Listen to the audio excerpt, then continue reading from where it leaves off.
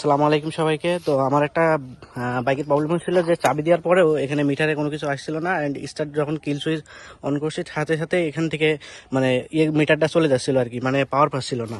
তো আমি কি করলাম, এখানে যে ইয়েটা ছিল আর কি, যেগুলো ইমার্জেন্সি আকারে দেওয়া থাকে, তো এগুলোর থেকে বের করলাম কিছুটা, এখান থেকে কিটটা খুললাম। আমি এখন বর্তমানে বাসায় রয়েছি। তো কিটটা খুলে জাস্ট এখানে একটু লাইনটা একটু মানে ঢিল দিয়ে একটু টাইট করলাম, দেখছি অটোমেটিকলি এখানে লাইন চলে আসছে।